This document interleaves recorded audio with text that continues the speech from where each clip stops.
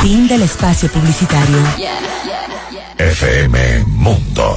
Sonido 100% digital. Este verano FM Mundo 98.1 y Decameron te premian con unas espectaculares vacaciones. Inscríbete durante nuestra programación y participe en el sorteo de un viaje a Royal Decameron Punta Centinela para 2 personas con todo incluido. Comidas, bebidas y diversión en grande.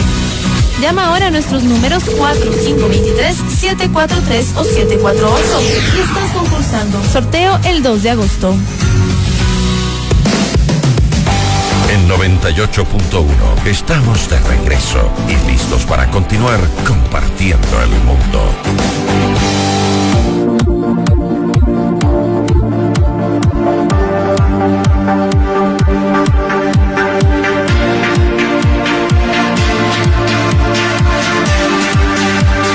Y bien amigos, aquí estamos, bueno, iniciando la segunda hora de programa y prestos a poner a consideración de ustedes un interesante diálogo con nuestro invitado de hoy.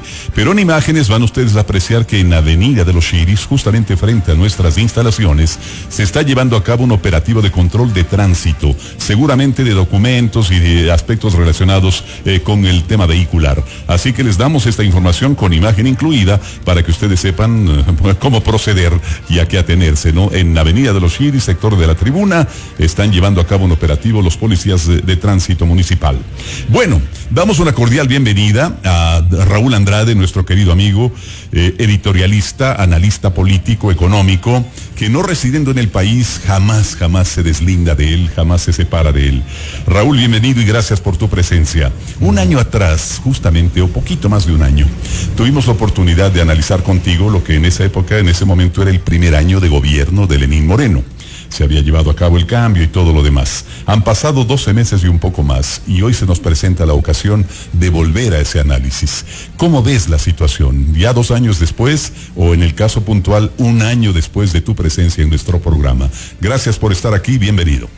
Muchas gracias, Gabriel, Nicole, qué gusto estar aquí. Es tu casa. Felicitarles ante todo por todas las maravillas que la tecnología está permitiendo, porque nos permite a todos, a ustedes y a nosotros, que somos las personas que asistimos a las radios, a las invitaciones, una amplitud y una, digamos que una rapidez que antes no existía. Así es. De tal manera que felicitaciones por eso. Muchas gracias, muy amable. En lo que respecta a nuestra conversación de hace 1 año y pico, que recuerdo muy bien, allí expresé que sentí esa sensación de que el país como que le habían puesto una pausa. Ya. Como que estaba quieto, y ahora 1 año y pico después veo que hemos avanzado en ciertos aspectos diría con cierta felicidad. Me alegro que el Ecuador haya salido de esa órbita nociva de Venezuela, de todo este esquema digamos que destructivo que había invadido el país. Me alegro que el Ecuador se haya reconciliado con el Fondo Monetario, con entidades económicas que van a permitir un respaldo al sistema o al manejo económico. Pero creo que los problemas de fondo siguen ahí y han sido intocados. Creo que lamentablemente el análisis positivo termina allí, porque desde el punto de vista de la impunidad, desde el punto de vista de la reducción del tamaño del Estado en términos prácticos, el gobierno le debe al país muchísimo todavía. El gobierno ha hecho muy poco, se ha limitado a reducir un déficit cuando lo que impulsa y saca adelante a los países es no un déficit, sino un superávit por parte del Estado. Es decir, el Estado tiene que tener la capacidad de tener dinero en demasía para poder atender a las necesidades ciudadanas y no seguir metiendo la mano al bolsillo de los ecuatorianos para solucionar los problemas de ayer con impuestos de mañana. Entonces, desde ese punto de vista, creo que el país lamentablemente está aún en rojo, y eso está haciendo que la gente tengo una sensación de frustración, de molestia, de desagrado cada vez creciente.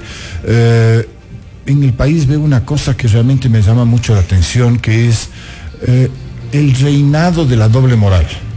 Aquí las minorías que se organizan parecen tener más alcance y más derechos que las mayorías. Cuando una minoría dice algo, hay que respetarla porque es minoría.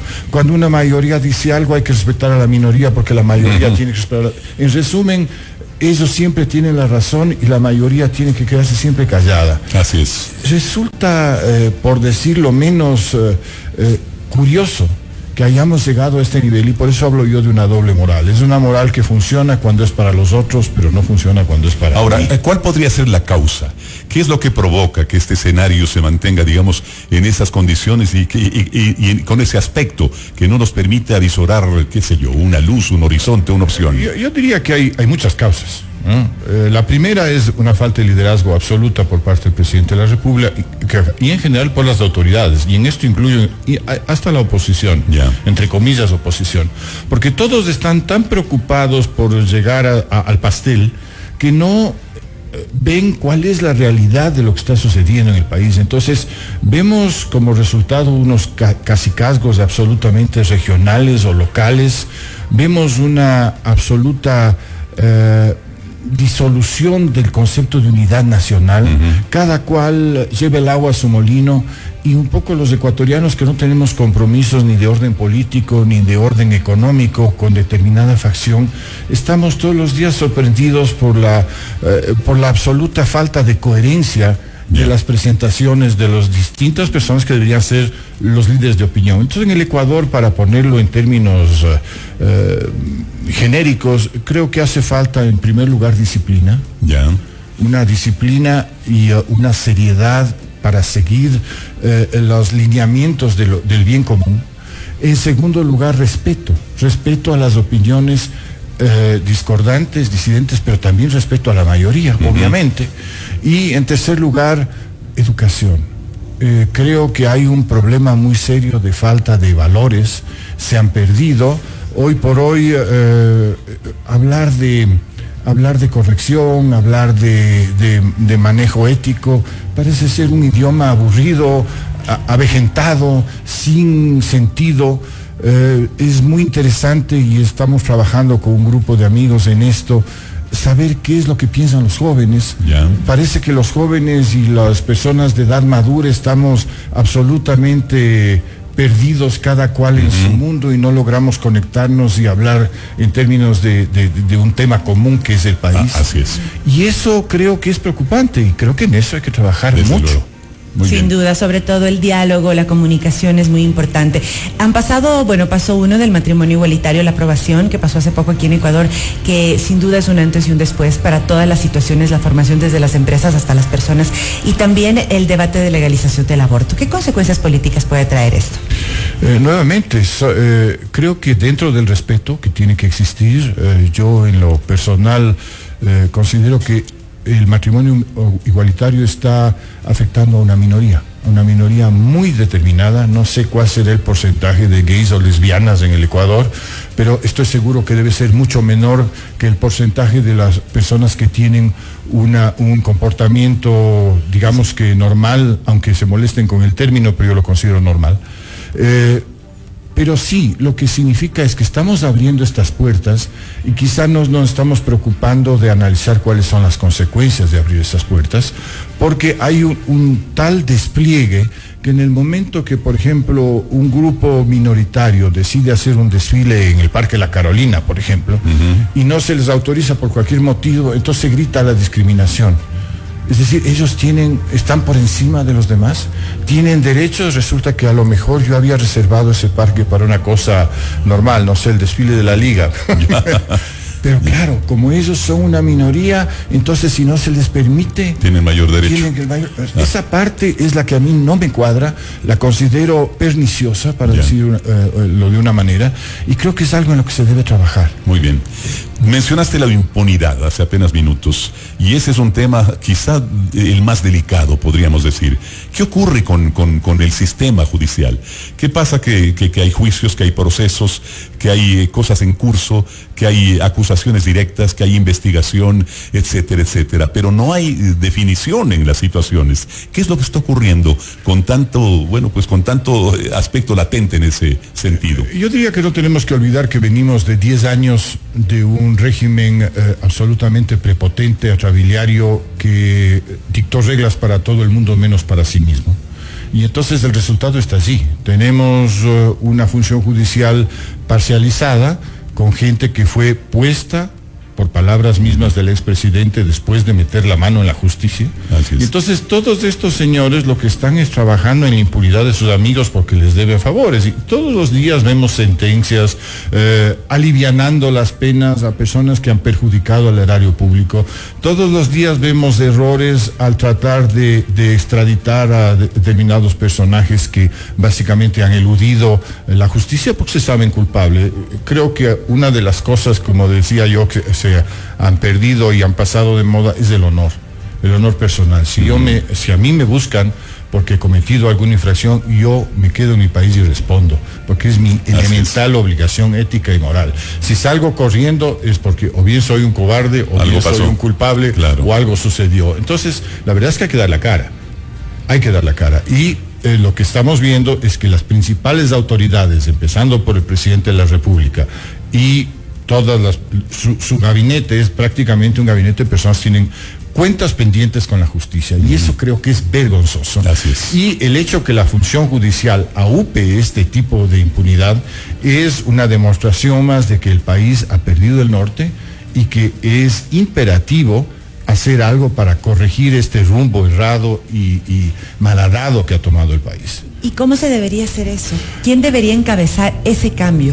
Yo diría que no es solamente una cuestión de líderes. Nosotros nos hemos acostumbrado mucho al liderazgo mesiánico, al empuje de una persona que lleva a todo el mundo por delante. Creo que lo que tiene que haber es un grupo de personas que encabecen de alguna manera una presentación y un concepto real de lo que queremos como país, y ir imponiendo esas ideas frente a un colectivo que está esperando que esas ideas germinen. Puedo ser el día de hoy yo, mañana otra persona, pasado mañana otra, en distintos puntos del país. Tenemos gente preparada e inteligente que no se quiere mezclar en política, tenemos cualquier cantidad. El problema es que los aventureros son los que están en este momento dando cuentas de la justicia de sus actuaciones anteriores. Pero eso no es un poco volver a lo de antes, me refiero a la anterior administración y a la serie de protestas y reacciones que se dieron en casi todas las ciudades del país. ¿No es un poco volver a lo mismo y no lograr resultados? Bueno, justamente por eso creo que el esquema de reacción, el esquema de protesta tiene que ser un esquema bastante más consensuado y bastante más intelectual. Aquí no es cuestión de coger el micrófono y abrirse el pecho y decir mátenme, no. Claro. Aquí de lo que se trata es decir, señores, estamos frente a un problema muy serio en el país. Hay una impunidad rampante que está arrastrando al Ecuador, y hay una inacción en esos términos, porque resulta que el presidente no tiene la fortaleza como para enrumbar al país, para sancionar a los culpables de su mismo partido y las personas con las que estuvo relacionado más de 12 años. Y entonces estamos todos los días viendo cómo se hacen a un lado del problema, y el problema sigue siendo cada vez mayor, cada vez más complejo. Basta leer toda la información de este último caso, Arroz Verde, para simplemente determinar que todos los documentos están ahí, que inclusive hay facturas en el SRI de lo que se está reclamando, o sea que no es una invención de la señorita Pavón. Es un tema latente, sí, claro. El tema es mucho más profundo, y el tema lo que refleja es lo que te decía hace un momento, que Correa impuso reglas para todos menos para sí mismo. Entonces, esta doble moral flagrante es lo que hace que en el país se haya entendido que, o sea, yo tengo los derechos porque yo, no porque yo tengo un centímetro cuadrado de poder. Y entonces eso es lo que tenemos que destruir. Es decir, tenemos que volver a la ética pública, al respeto, a la moral, y a manejar conceptos para un país que realmente quiere mejorar. Los países que han tenido éxito en el mundo son países que han aprendido a no cuestionar la autoridad, porque la autoridad trabaja para el país. La autoridad no trabaja para sí misma. Aquí tenemos un fenómeno curiosísimo, y aquí en Latinoamérica, en algunos países, aquí la autoridad trabaja para sí misma. Aquí la autoridad trabaja para perpetuarse. Aquí la autoridad trabaja para el beneficio de un grupo en detrimento del resto. Claro. Eso es vergonzoso. Ahora, ¿eso no implica un riesgo de volver a polarizar? Hemos vivido una etapa extensa, digamos, de polarización, con reacciones en uno y otro sentido y con uno y otros intereses.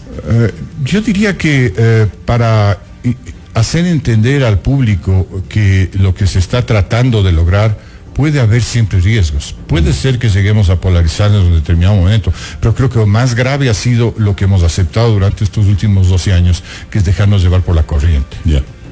Yo creo que también es muy importante analizar cuál sería el perfil, tú que sabes tanto de eso, del nuevo político, de las personas que se están formando, el perfil de ese tal vez líder o tal vez dirigente.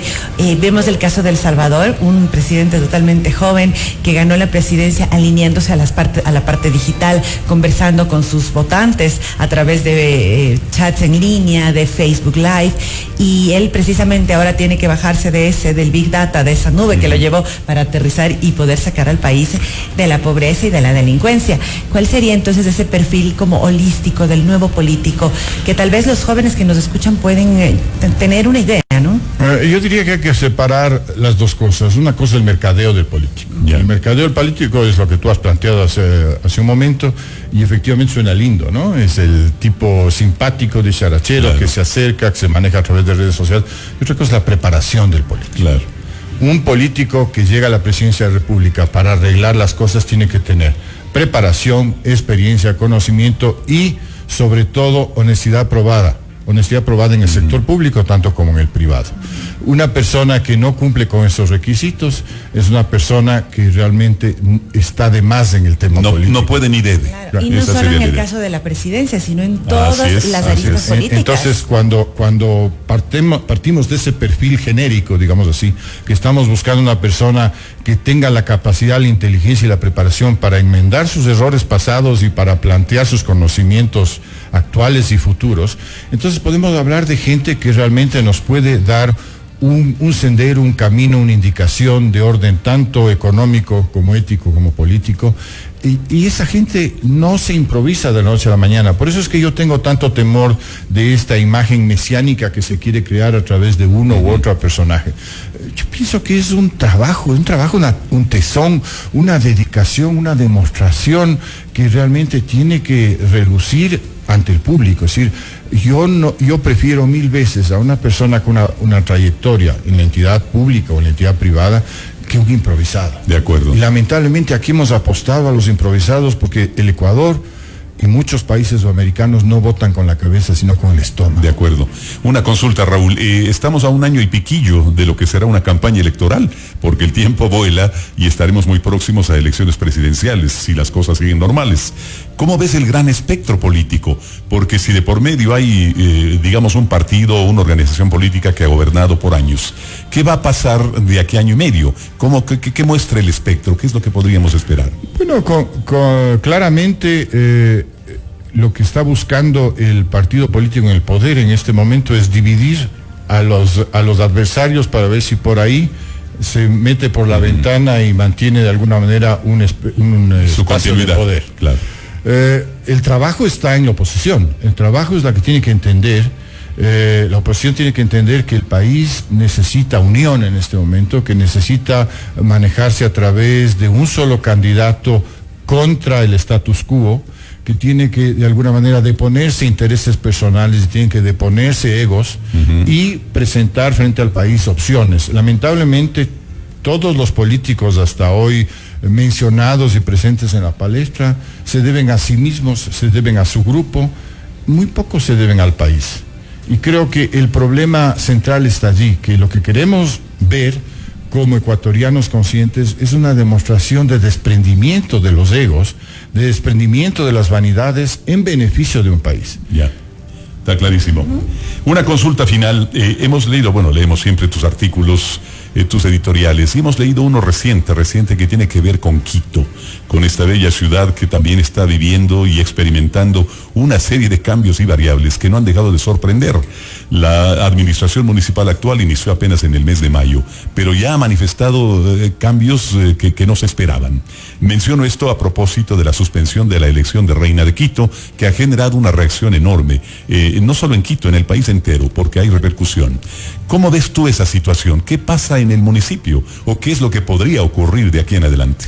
Bueno, yo pienso que el alcalde actual llegó con una minoría de votos al poder. Así es. Por lo tanto, debería ser mucho más prudente. Pero lamentablemente veo que la prudencia no está en su carpeta y ha tomado una serie de determinaciones que no tanto por el tema en sí mismo, sino por el fondo que representan, son unas señales de alertas muy peligrosas. Creo que el tema, por ejemplo, de tratar de uniformar a los colegios es un tema que se parece más a la China comunista que a cualquier otro país. Creo que esto de tratar de